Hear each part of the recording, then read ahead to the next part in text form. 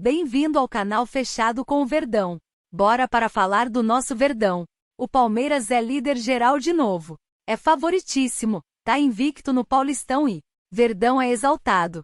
Durante o programa Canelada da Jovem Pan, veja o vídeo e deixe seu comentário. Mas a gente abre essa edição do Canelada da Jovem Pan falando do Palmeiras, a melhor campanha do Paulistão. Empatou com o Guarani 0-0, mas foi o suficiente para garantir a melhor campanha do Campeonato Paulista. Flávio Prado, tá aí o Palmeiras invicto, o único invicto na competição e chega com força na fase eliminatória. Flávio. Pedro, o Palmeiras é favoritíssimo, né? Não tem ninguém para encarar o Palmeiras. O Palmeiras pode vacilar e sobrar para alguém. Mas ninguém tem capacidade de encarar o Palmeiras, nem de longe, sabe assim? A segunda melhor campanha acabou sendo do São Bernardo e a terceira do São Paulo.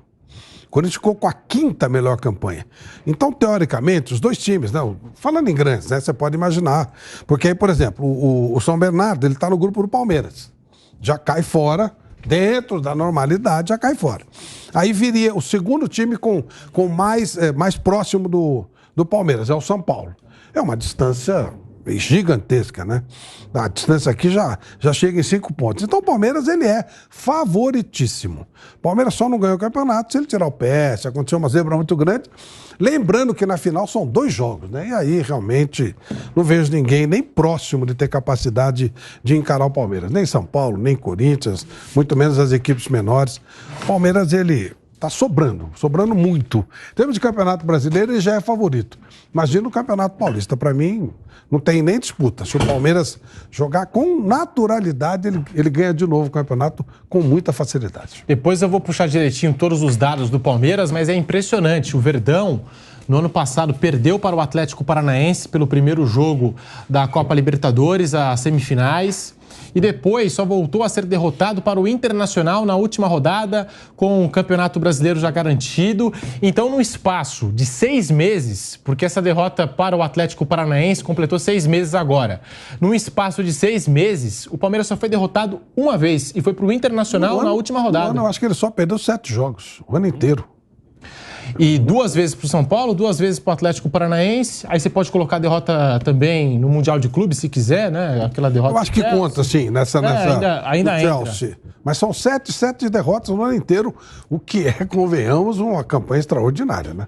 Extraordinária. José Manuel de Barros falando dessa campanha do Palmeiras, que regularidade. E você concorda com o Flávio? Palmeiras favoritaço, José Manuel? Sempre foi, né, Pedro, meus amigos? Muito boa noite. O Palmeiras sempre foi o favorito para conquistar o Campeonato Paulista, que é como entrava ali com o Flamengo pau a pau na Supercopa, e vai ser favorito para brigar por todos os títulos que disputar durante essa temporada. No Campeonato Paulista, ainda mais num comparativo dele com os adversários.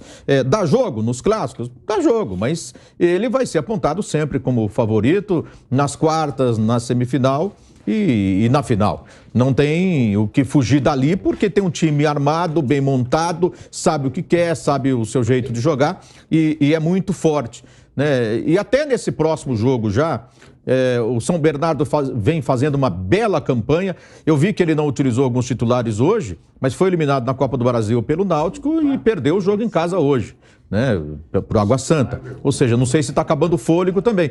Mas, de uma forma ou de outra, se tivesse vencido esses 2 jogos, ainda assim o Palmeiras entraria como favorito nas quartas de final desse Campeonato Paulista. O Corinthians deixou uma boa impressão ontem no jogo que ele fez, mostra uma transição com crescimento em alguns setores, né? Não na defesa, em que o Balbuena poderia ser uma garantia e não é o contrário, tem alguns problemas no Corinthians, mas está na briga para até a semifinal. Mas na final nem ele e nem o São Paulo, que também fez um bom jogo hoje, comandou a partida contra o Botafogo em Ribeirão Preto, venceu de virada por 3-1. Pode ocorrer uma semifinal aí entre São Paulo e Corinthians, o São Paulo terminando nessa fase com maior pontuação em relação à equipe do Corinthians, mas eu acho que qualquer um dos dois, fazendo a final contra o Palmeiras, eu tenho a impressão que o Palmeiras entra como favorito na decisão contra qualquer adversário no estado de São Paulo, e será assim nas outras competições também nessa temporada. Última rodada que foi legal, viu? E só para citar, a Portuguesa se salvou tomando uma bola na trave aos 54 do segundo tempo, no último minuto lá contra o Mirassol, estava portuguesando, né?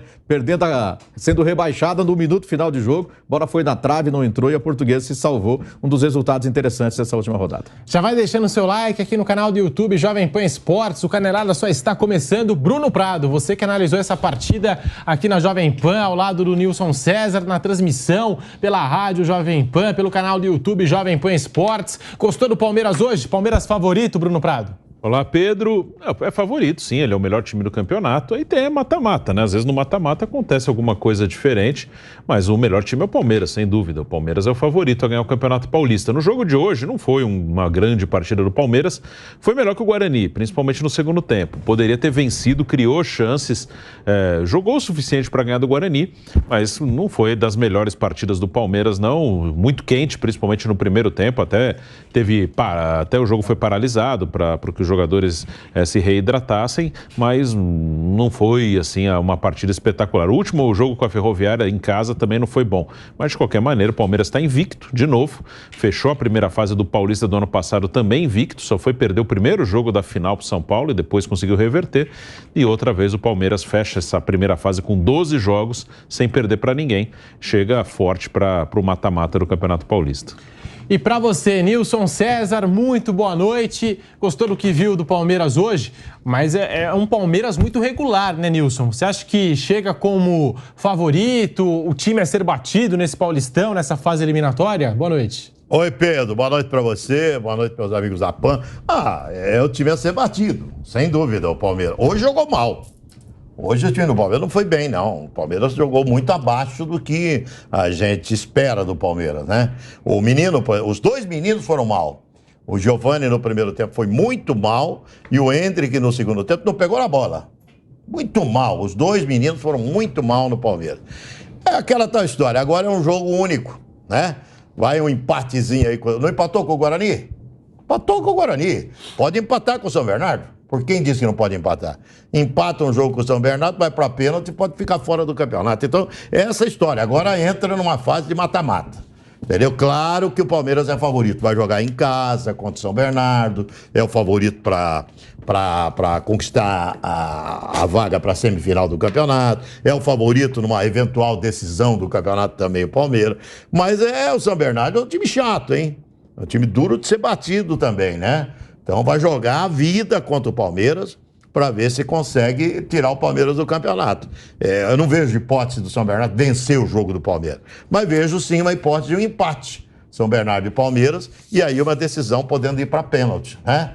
Pela lógica, o Palmeiras é favorito até a final do campeonato, mesmo diante do Corinthians e mesmo diante do São Paulo, se eventualmente for o São Paulo, né? Precisa passar o Corinthians, precisa passar o São Paulo, né? É tudo assim, porque agora é mata-mata e... Mata, né? É mata, não é nem mata-mata. Mata-mata ainda o melhor passa, né? Normalmente passa. É mata, e num jogo pode ter surpresa essa reta final do Paulistão. Queria dizer o seguinte, posso, a respeito dos dois rebaixados? Olha, dois rebaixados e não tem que ter pena nenhuma. Foi uma incompetência total dos dois. O São Bento, se ganha de 1-0 do Bragantino, está classificado. Independente de qualquer outro resultado. Mesmo que o Ituano tivesse cravado 3. Se tivesse empatado, estava classificado. Não, porque daí o Ituano ganhou, classificaria o Ituano. Classificaram, perdão, porque estava pensando no rebaixamento. Não, estaria classificado. Se ganha de 1-0, classificado. A Ferroviária não conseguiu ganhar da Inter de Limeira em casa. A Inter tomou 5 do Guarani. Jogando em casa, né? Foi em Araraquara o jogo. Em Araraquara? Então jogou em casa e tomou 5. É porque o campo dela estava com buraco. Ela mandou o jogo lá em Araraquara. Não, em Sorocaba ela mandou esse jogo. Foi em Sorocaba, que ela tomou 5. Foi 5, né? 5, tomou 5-0 do Guarani e a Ferroviária não conseguiu marcar um golzinho, então também merece o rebaixamento. Não tem que chorar aí nem o São Bento e nem a Ferroviária, duas equipes tradicionalíssimas do interior que voltaram para a Série A2. E a Portuguesa, milagrosamente, fica livre do rebaixamento, a Luzinha. O Fábio Piperno me mandou aqui uma mensagem falando o seguinte: nos últimos 470 dias, o Palmeiras perdeu 7 jogos. Que coisa, hein? Mas às vezes impressionante. Perde, né? Alô, Piperno, pode em 473 perder um aí, Piperno. Você que gosta dos palpites, Nilson, você já tá apostando no Palmeiras? Você acha Palmeiras vai passar. Eu digo, título do Paulistão, ou não? Você não quer... Não, ainda não. Ainda não? Título ainda não, porque eu tenho só a próxima fase. A próxima fase você Palmeiras vai passar aqui, pelo São Bernardo. Porque quem vai de bob.com, galera que gosta de apostar, sempre aguarda o palpite do nosso Nilson César. Mas, Palmeiras, próxima fase passa o Palmeiras. Bruno Prado, a gente falando desses números do Palmeiras...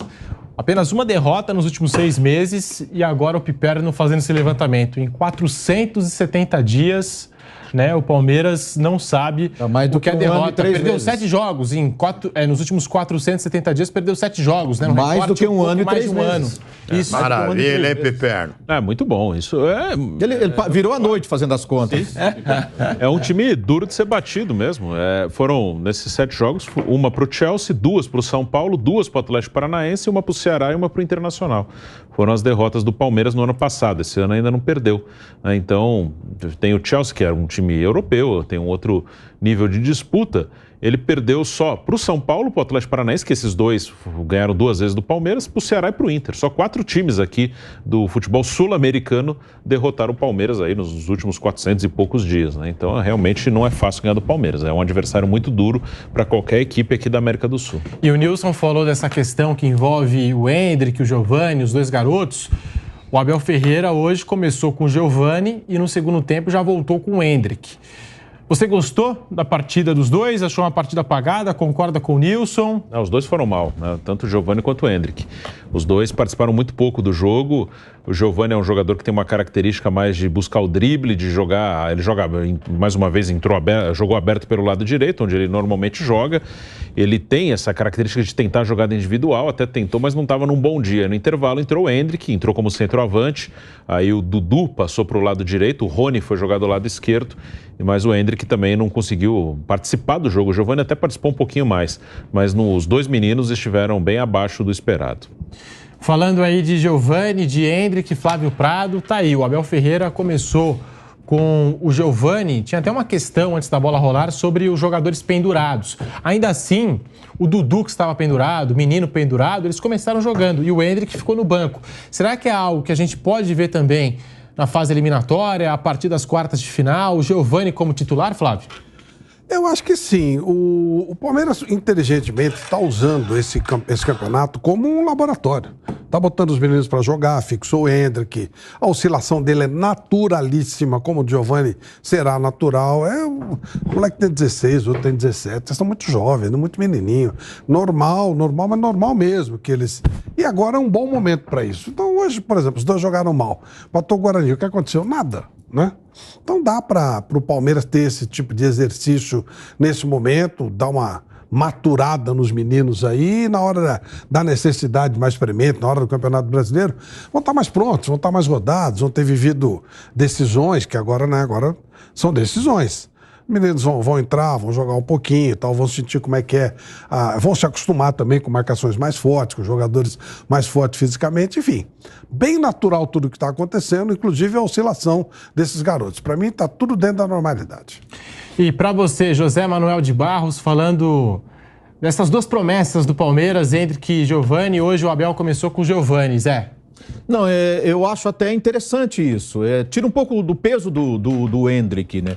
Você joga no jogador, em cima de um garoto que foi negociado com o Real Madrid, toda essa responsabilidade de ser um dos destaques do time, de entrar e resolver. E, de repente, você tem que deixar que isso aconteça com maior naturalidade, né? Sem uma imposição tão forte. E como está aparecendo outro garoto, no caso o Giovani, você pode revezar em determinados jogos, em algumas situações, até para tirar um pouquinho toda essa responsabilidade em cima dele, deixar que as coisas aconteçam com maior naturalidade. Se não me falha a memória, você pode me ajudar nisso aí, o Abel subiu acho que 8 jogadores, né? Das categorias de base para essa temporada, né? E assim, está subindo mais 2 agora, né? O Pedro Lima e o Luiz Guilherme. No campo, e o Luiz Guilherme, que é um jogador mais do meio para frente, que vão revezar aí entre profissionais e base. No sub-20, assim, né? Vamos jogar no sub-20 e jogar também, servir também ao profissional. Seleção sub-20. Sim, sem dúvida. Então, você pode rodar, dar oportunidade para todos eles. De repente, você foca tudo em cima de um garoto e o outro aparece, vem ali de onde você menos espera e aparece um cara para fazer uma diferença. A temporada é muito longa. O Campeonato Paulista está sendo muito bem utilizado nesse Palmeiras. Até a ausência de contratações ajuda um pouco nisso. Faz com que o Palmeiras use essa base. Ele investiu muito. É um dos principais, já falei disso aqui, é um dos times no Brasil que mais investem em categorias de base, ao lado do Flamengo, ao lado de outras equipes aqui. O Palmeiras, sem dúvida alguma, está ali entre as 3 equipes que investem um caminhão de dinheiro ali para formar garotos. Precisa utilizar também, precisa deixar um certo espaço para esses jogadores. Acho que vai precisar fazer algum investimento em algumas posições-chave. Mas enquanto isso, e pensando agora no começo da temporada do Campeonato Paulista, é bom trabalhar com esses garotos e fazer esse revezamento, Hendrick em um jogo ou outro, Giovani e até com os outros meninos, eu acho salutar, eu acho importante para dar rodagem para todos eles. E para você, Nilson César, você que transmitiu esse jogo, quando a gente anunciou a escalação com o Giovani, você disse, né? É um jogador que está mais preparado, pelo menos na sua concepção. Tem mais idade, né? E para você iria de Giovani também, agora no mata-mata? Ou melhor, no mata agora, Mas isso que o Zé Manuel falou é o que o Abel deve fazer mesmo, revezar os caras, né? O menino tem 16 anos de idade, é muito novinho, rapaz.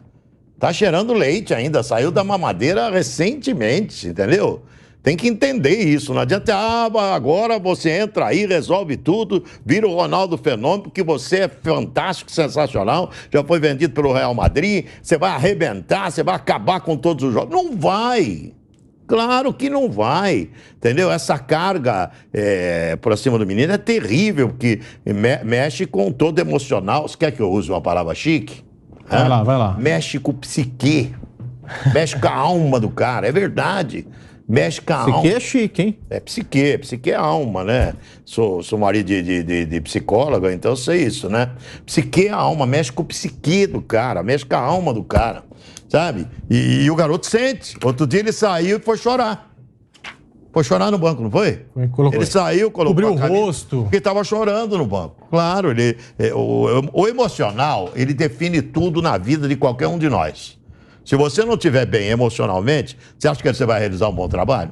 Não vai, não vai. Ainda mais um atleta de alto rendimento, um atleta num esporte de alto rendimento, que é o caso do futebol. Isso é esporte de alto rendimento. O cara tem que estar muito bem emocionalmente, tem que estar muito bem para a coisa andar. E ele não está, porque é uma carga que ele não tem condições ainda de suportar. Pode vir a ser, daqui a alguns anos, sabe? Um jogador excepcional, está brilhando lá na Europa, marcando gols sem parar no Real Madrid, ou onde estiver, sabe? Pode ser. Eu acho, por exemplo, que ele vai chegar no Real, e a possibilidade é o Real colocar ele no time B, ou então emprestar para alguém. Acho que esse é o caminho dele da maturação, do amadurecimento para esse garoto, né? É a mesma coisa que você entra no lugar do Benzema e faz tudo que o Benzema faz aí. Não vai fazer. Então, a mesma coisa a gente diz aí em relação ao Giovani, que deve ir embora também. Rapidinho deve ir embora também o Giovani. Então, o Palmeiras está fazendo certo, reveza os dois, tira a carga dos dois, joga um tempo um, joga um tempo outro. Hoje o Abel fez isso. Botou um tempo o menino lá, o Giovani, outro tempo ele botou o Hendrick. Os dois não jogaram nada. Nada, jogaram muito mal. Foram muito mal. Tanto o Giovani, até eu falei pro Bruno, nossa, 35 do segundo tempo, o moleque não pegou na bola ainda. Então eu acho que o Palmeiras está fazendo certo, com os garotos tem que tomar muito cuidado para que não arrebente emocionalmente esses meninos. Isso é muito importante. Agora eu posso falar uma coisa sobre o Hendrick? Eu transmiti a partida anterior do Palmeiras em casa. E assim, eu noto que o Abel está tentando encontrar um lugar no contexto do time. Porque o Palmeiras tem um contexto muito específico do Rony, que quando contratado e quando jogava no Atlético era um jogador de beirada de campo. O Abel o transformou num centroavante e um baita de um jogador que chegou à seleção brasileira, goleador. Aí o Hendrick vem da base também como esse jogador mais centralizado. Aí você chega para o Hendrick jogar, tira o Rony da nova posição de conforto dele. E assim, na última partida eu vi um Hendrick que não guardava a posição. Ele estava na esquerda, ele estava na direita, revezava muito com o Rony. Até o Dudu, os três trocavam muito de posição. Mas me agradou muito a movimentação do Hendrick. Já não ficava nem centralizado, nem do lado direito, nem do lado esquerdo. Cada hora, em cada ataque, ele ia para uma posição. E ele me agradou. Eu gostei da movimentação do Hendrick naquela oportunidade. Ele também foi substituído.